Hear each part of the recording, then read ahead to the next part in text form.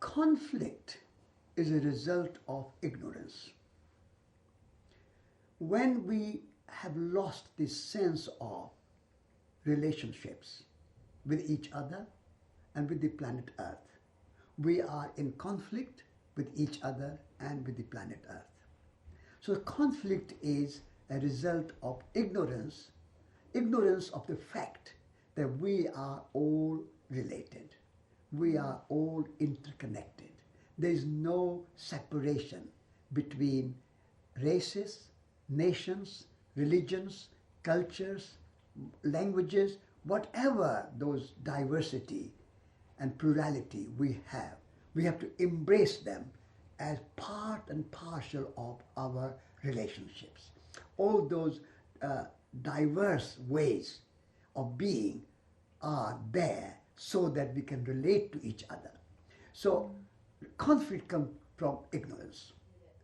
The ignorance starts with your ignorance about yourself. And when you are not aware of yourself, who you are, then you are in conflict with others. So you have to begin with yourself. If you want to love somebody else, you have to love yourself. How can you love somebody else if you don't even love yourself? How can you love somebody else, or how can somebody else love you even if you don't love yourself? So loving yourself is not selfish. Loving yourself is not self-centered. Loving yourself is not arrogance, or it is not something that you feel that I am better than you or anything like that. Loving yourself is to accepting yourself as you are, who you are, and be yourself. When you can accept yourself as you are and who you are, you can accept others as they are and who they are. So the beginning of the relationship is relationship with yourself, understanding yourself, accepting yourself. And when you love yourself, you accept yourself as you are. And then you can accept others as they are. So there are two sides of the same coin, loving yourself and loving your neighbor. As Jesus Christ said, that love your neighbor as yourself. He said in very clear terms that these are the two sides of the same coin. You cannot love your neighbor without loving yourself, and you cannot love yourself without loving your neighbor. So there is no separation between the other and yourself. So you have to start with yourself. Your journey begins with yourself. I would say that beginning is in our consciousness. We start to think in our consciousness, subconsciousness as well as unconsciousness, that we are somehow separate from the other. This idea of separation is in our consciousness.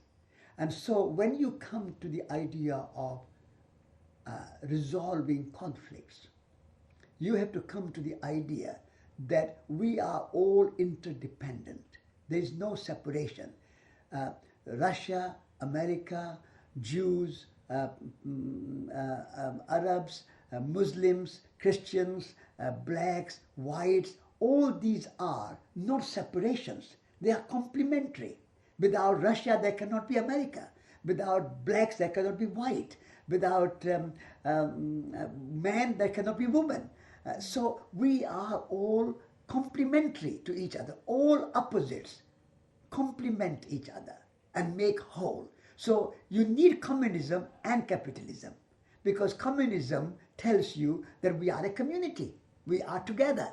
We have to look after each other. Capitalism says, but you are also individual. You have to have initiative. You have to have enterprise. So looking at the world in such a holistic way that you see things are complementary. The opposites are not in opposition.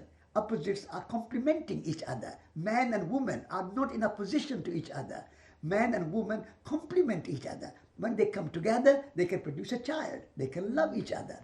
And so when communism and capitalism come together, like man and woman come together, when the Arabs and Palestinians on the one hand and Jews on the other come together. They can create a land of milk and honey rather than this conflict and wars and a kind of suffering. So seeing things in relationship, that things are complementing each other.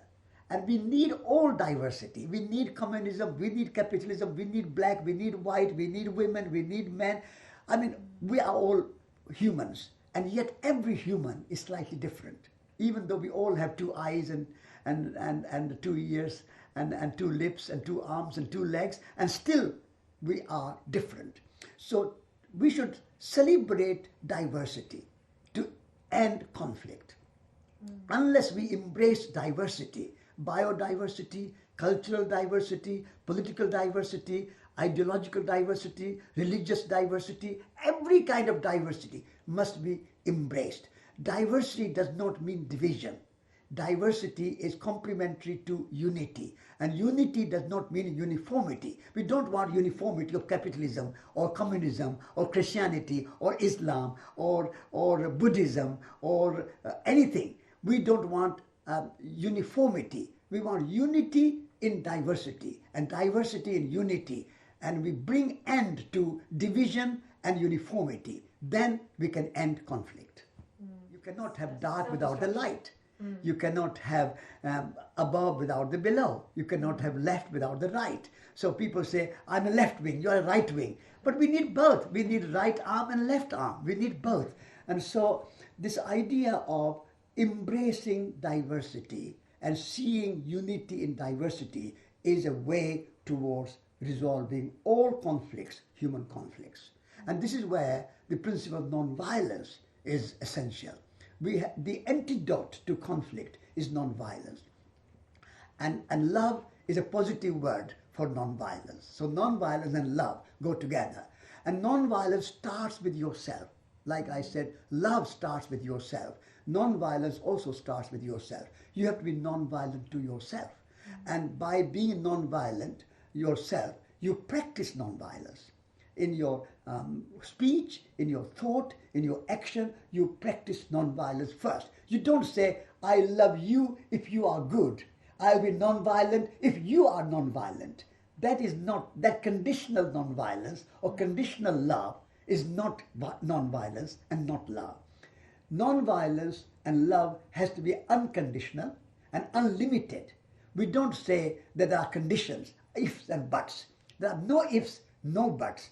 True love and true nonviolence is when we accept the other as they are. And we start with that ourselves. And we say, I will be nonviolent, whatever the condition. I will accept other people as they are and be nonviolent to them. So we don't say, I'll be nonviolent if Russians are nonviolent. I will be nonviolent if the Arabs are nonviolent. I'll be nonviolent if the Jews are nonviolent or the Muslims are nonviolent. Because then they will say, we will be nonviolent if Americans are nonviolent or the Europeans are nonviolent or the Christians are nonviolent. So both expecting other to be first nonviolent, then I'll be nonviolent, that is not going to work. So you have to start with yourself and say, I will love you unconditionally and unlimited way. So that there's no condition that I will love you only when you love me, or I will love you only if you are good. Those conditions does not apply in true love and true nonviolence. So we have to say that if there are conflicts in the world, then the solution is nonviolence. No conflict will be resolved through the force of arms. That principle has to be accepted at the UN level, at the national level in the United States of America, in United States of America, in Russia, in Europe, in the Middle East, in India, in China, Africa, everywhere. All nations have to come together and say, we will practice nonviolence. Whatever disagreement we have, we will resolve them through negotiation. It may take 1 year, 2 years, 5 years, 10 years. Life is here to resolve conflicts. As long as we live, we'll work and practice nonviolence, practice love, and resolve our differences and conflicts, and also learn to live with our differences, because differences are diversity. Respect differences and diversity. That is the way to resolve conflicts in Israel and Palestine, or in Syria, Iraq, Libya, Kashmir, Hindus and Muslims, Christians and Muslims, wherever you are. All the answers to terrorism is non-violence. Terrorism cannot be suppressed by bombing. The United States of America and European countries have been bombing Afghanistan, Pakistan, Iraq, Syria, Libya. What have we achieved? The Israelis and Palestinians have been bombing each other for last 50 years or 60 years. What have they achieved? Nothing. So you cannot achieve the resolution to conflicts by bombing or by weapons or by fights and wars. We have lived with the wars for centuries and centuries. Now the time has come when humanity should wake up and be realistic and realize that no way you can solve your conflicts through violence and through wars and through weapons. You have to come to the negotiating table to resolve your conflicts, and in the end you have to learn to live and celebrate your differences. You have to learn to live with Muslims and Christians and Buddhists and Sikhs and Hindus and whatever you are. You have to learn to live. That is democracy. Democracy means to live with differences and not suppress differences. So this is a radical pluralism that I want to promote in order to bring an end to this unresolving human conflicts that we have been going through for hundreds of years or thousands of years. We had a First World War, we had a Second World War, we had a Korean War, we had a Vietnam War, war after war after war. Whole of the last century was full of wars. What have we achieved? Nothing. So in the end, we have to bring this courage in our heart and a courage of conviction to say that we are going to practice non-violence and love. That is the eternal principle, and unless we come to it, there will be no end to terrorism, there will be no end to conflicts, there will be no end to all the tensions that we have today in the world. So when someone like Hitler comes to power and becomes violent, starts to wage wars, create concentration camps, starts to kill Jews and minorities, we become very upset. And we say we have to address the problem of Hitler and his dictatorship and his violence with greater violence. And of course, that's what happened in the Second World War. But my thinking is that before we say, what do we do when there is a Hitler in power, we have to ask ourselves, what is the cause which brought Hitler to power? What were the conditions? Unless we understand the causes and conditions which brought Hitler to power, we will not be able to solve the problem in the long term. In the future, there will be another Hitler, there will be another Stalin, there will be another some violent tyrant. How do we deal with them? We cannot deal with them in isolation. We have to deal with them by understanding the causes and conditions. So Hitler coming to power, what was Germany at that time? What were the settlement after the First World War? What was the situation with the League of Nations?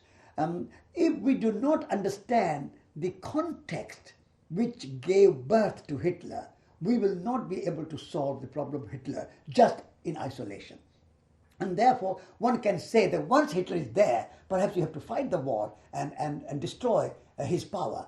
But I want to say that we have to address the causes and conditions and remove such causes and conditions. And if at the time of the First World War and before the First World War, people practiced the teachings of the Buddha, Jesus Christ, and other great prophets of non-violence and love, we will have no Hitler, we will have no Genghis Khan, we have no Stalin, we have no great tyrants. But the great tyrants come out because society as a whole, we have put our faith in dominating somebody one way or the other, or be not practicing compassion and non-violence and love, but keeping ourselves armed. And that way, when you suppress one nation, that nation eventually reacts and becomes powerful and takes its turn to suppress others. So this is it's a kind of vicious circle goes on. The violent reaction is a vicious circle. And in order to make vicious circle into virtuous circle, we have to start with non-violence and love. Then war begets war, and non-violence begets non-violence, love begets love, conflict begets conflict. So if we follow this basic common sense, then I think we can resolve such conflicts like Hitler and the war. That's interesting. The violence is a reaction to violence. Violence is an outcry to violence. Yeah. What if there's no need for the outcry? What if we cut the outcry? There's no need for the outcry because we react it with non-violence and love. Exactly. And principles that you've been talking about. Because we have removed the causes of war and causes of violence. I mean, treating the symptom is one way, short way, kind of short-term way. A headache, all right, I'll take aspirin. But you have to ask why I'm getting headache, why I'm getting cancer, why I'm getting tummy upset. Am I living properly? Am I eating properly? Am I exercising properly? Am I sleeping properly? Unless you ask all those questions and you just treat the symptom without treating the causes of the disease, you are not going to be healthy in the long term. For a short while, you can suppress your headache or you can suppress your illness, but that will be short term. After 1 week or 1 month or 1 year, you will get headache again. But if you change your lifestyle, if you live well and live kindly to your body, and you eat well and you sleep well, you exercise well, then you will have a healthy life. And so that small metaphor and example you can translate into bigger questions like wars. Unless you address the causes of war and not just the symptoms of war, you cannot have peace. So why we get Hitler? What is the kind of society we have which produces nuclear weapons? What is the kind of society we have which causes these kind of conflicts like the Middle East or Ukraine or whatever? So the causes we have to address.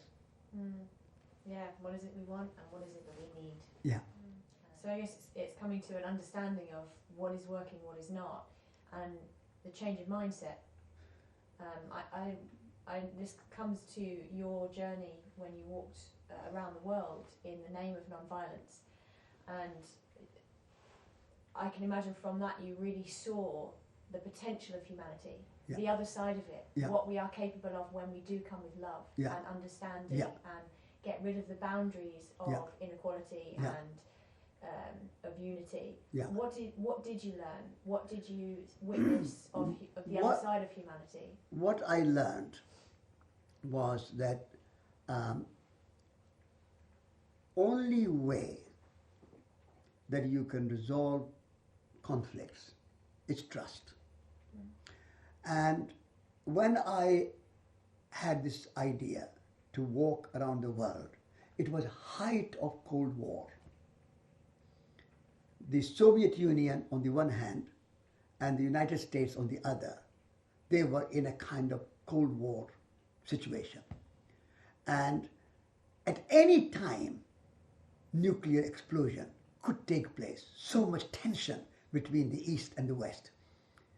So I said that with my friend, two of us, we will walk from the grave of Mahatma Gandhi to Moscow, Paris, London, and Washington, D.C., the 4 nuclear capitals of the world.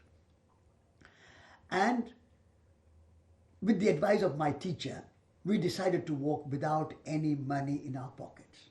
That was the symbol of trust. Hard, I can imagine. Yes. So going to these unknown countries, unknown people, unknown languages, I had never been outside India. I hardly spoke English. And at that time, going without money and walking.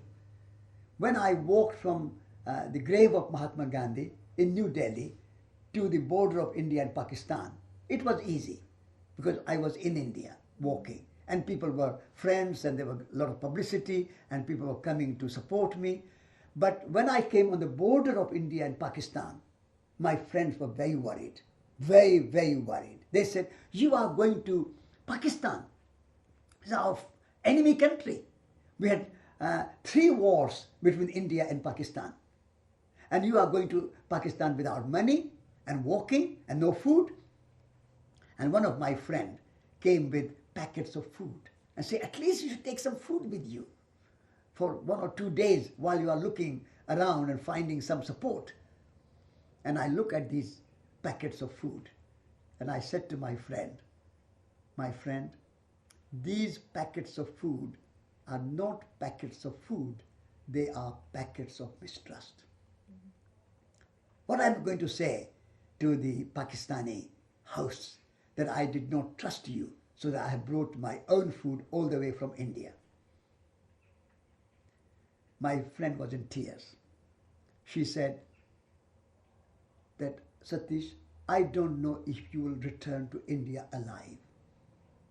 This might be our last meeting. You are going to Muslim countries, Christian countries, capitalist countries, communist countries, deserts, mountains, forests, no money, no food, walking on your 2 legs. How are you going to survive?" I said to her that if I die while walking for peace, that is the best kind of death that I can have. And here you are. And here I am. You survived. Yeah. And probably had a really good experience of really getting to know Absolutely. real people. Absolutely. When I walked into Pakistan, I met Pakistanis. And I said to them that I'm coming here not as an Indian. Because if I come as an Indian, I meet a Pakistani. If I come as a Hindu, I meet a Muslim. But if I come as a human being, I meet a human being.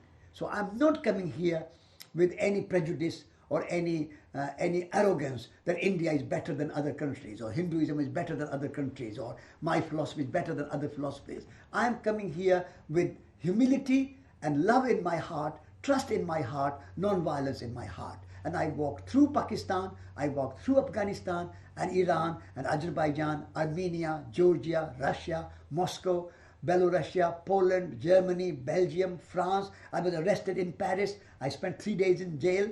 I came to Dover and walked to London, met Bertrand Russell. Bertrand Russell helped me to go across this Atlantic with the 2 tickets to sail across the Atlantic. Then I came to New York, walked to Washington, D.C., met Martin Luther King, went around the world 8,000 miles, 2.5 years without a penny in my pocket. How did I do it?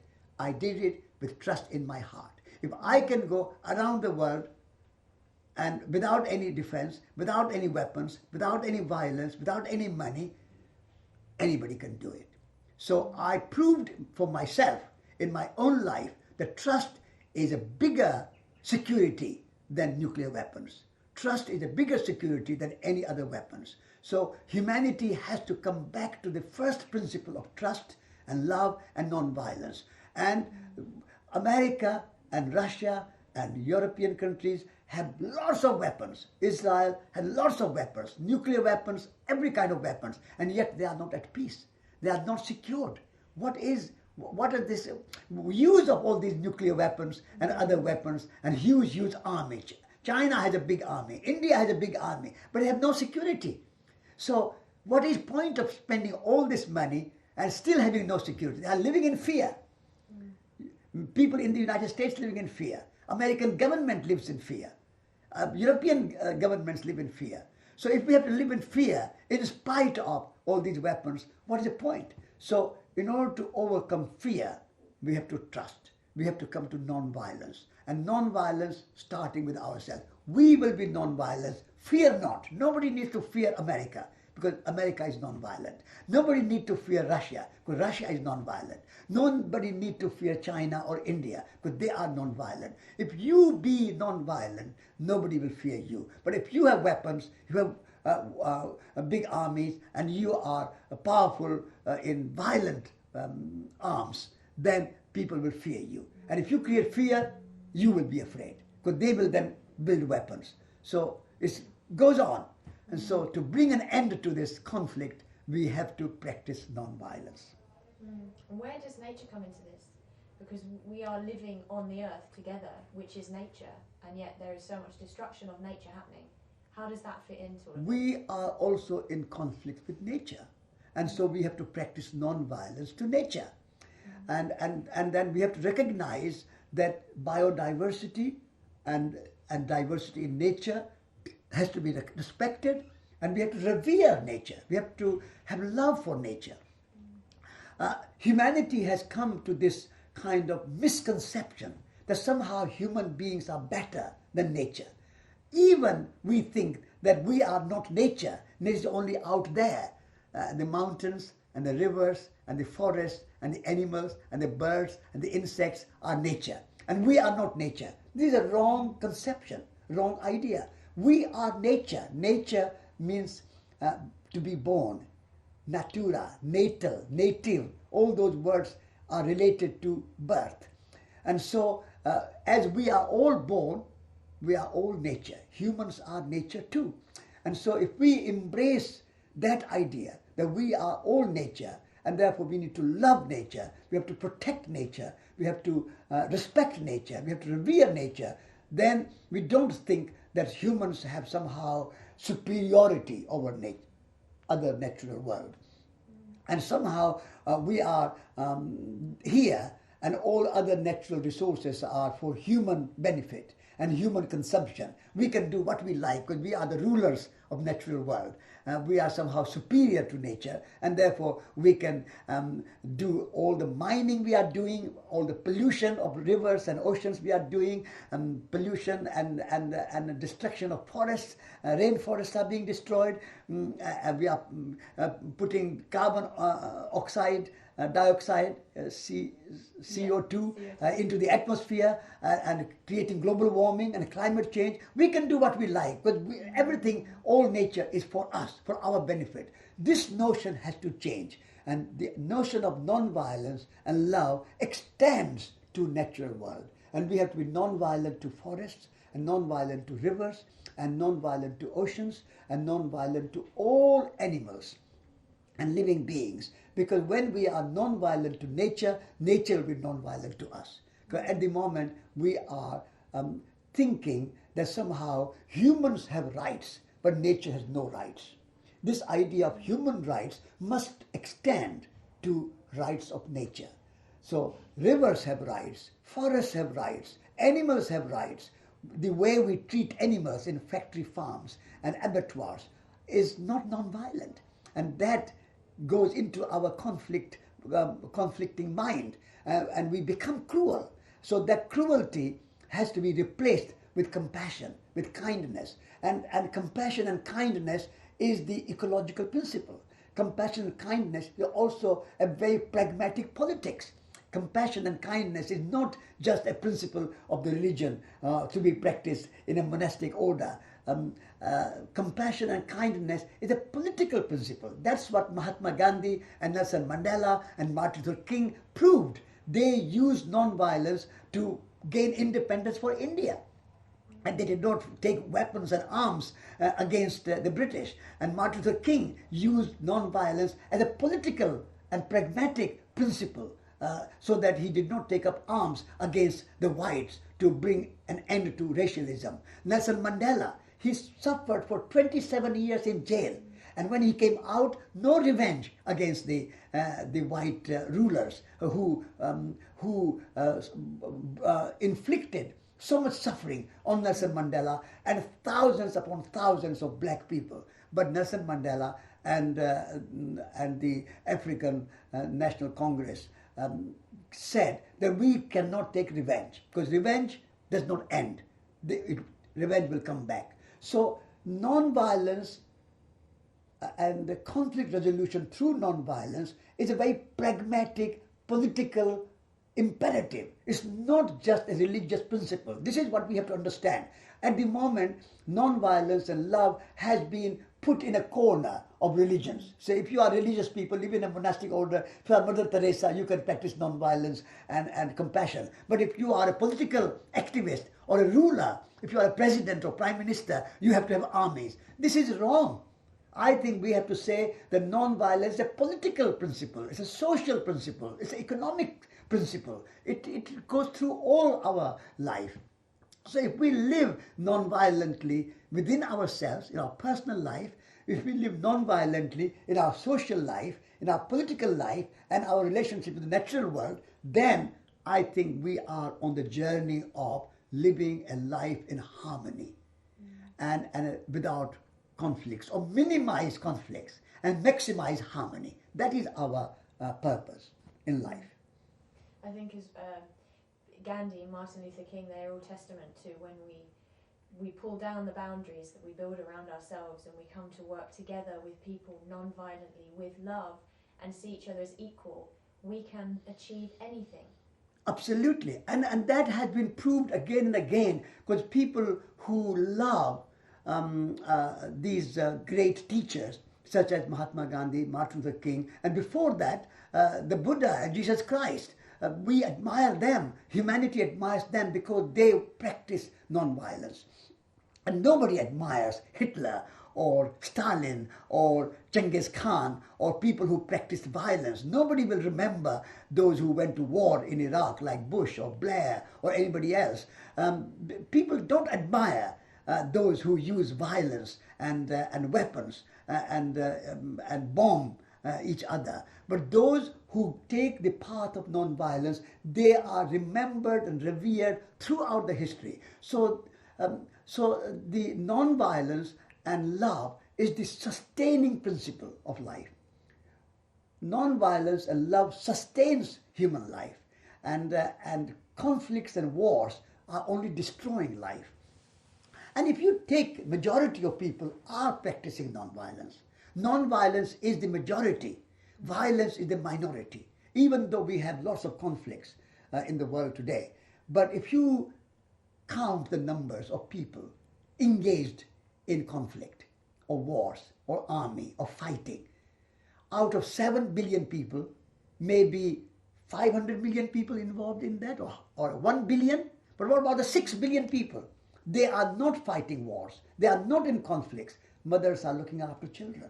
Teachers are teaching young students. Farmers are growing food with love and non-violence. And workers are working to produce clothes and shoes and furniture, and builders are building houses.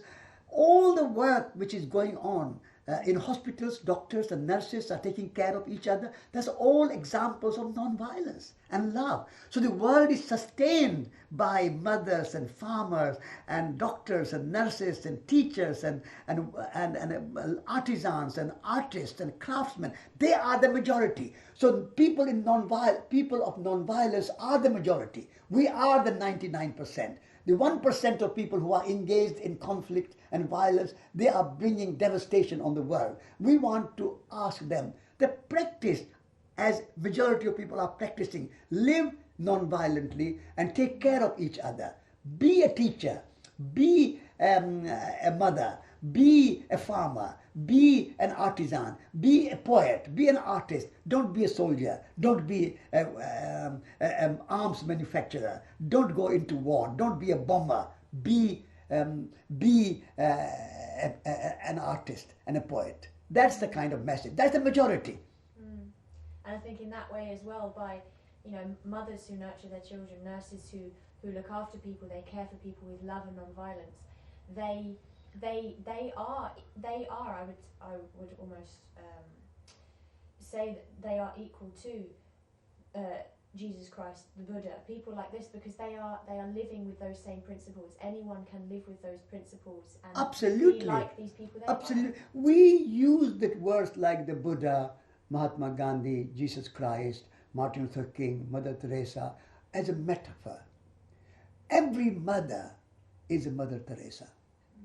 Every father is a Mahatma Gandhi, because every mother is a hero, because the way they take care of the child in their womb, and through pain, labor pain, they bring out the child into the world and then feed from their own body with their milk and take care of that child for 10 years, 15 years, until the child is self-reliant and standing his or her own feet. Mothers, they are the heroes. They are the true heroes. So when we use the word like Mother Teresa or the Buddha or Martin Luther King, these are metaphors to remind ourselves as an example. But all those people who are writing poetry or growing food in the garden or painting pictures or dancing in the kind of dancing musicians, they are all great heroes. The world is sustained by them. The world is not sustained by those who are dropping bombs and on twin towers in New York or in Baghdad or Syria or Libya or somewhere. The world is not sustained by them. They are aberration. They are not majority. So majority of people, the world is sustained by love. Let's expand it and maximize it, and let us minimize our conflicts. That's so beautiful. So what would be your message for mankind? My message to man and womankind, or humankind, is that first of all, we need to love ourselves, each and every individual.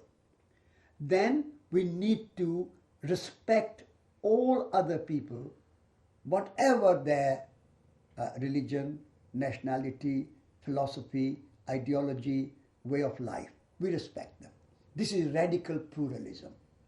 And then we go and respect all the natural world, animals, birds, plants, rivers, mountains, forests, oceans. So what I say, I have 3 words for it. I call it soil, soul, society. Soil is our mother, first mother, because all food, all life comes from soil. If there's no soil, there cannot be life. So we have to respect our land, respect the soil, respect natural world. Everything what comes from the soil, our food, our clothes, our shoes, our houses, our carpets, our furniture, everything comes from the soil. So without respecting soil, if we disconnect ourselves from the soil, if we start to believing only in technology and think that technology will solve the problems, our television and computers and cars and aeroplanes and all those things are fine. They are icing on the cake. But the real cake is natural world, the soil. So my message to humankind is reconnect with the soil. Stay close to the soil and don't disconnect yourself from the soil. Every day we should touch the soil. Put your hands in the soil. Dirt is not dirty. Put some soil in your hand and say how wonderful it is. Look after it. Replenish it. Put compost on the soil. And then a soul. Look after yourself. Give yourself some time. Heal yourself.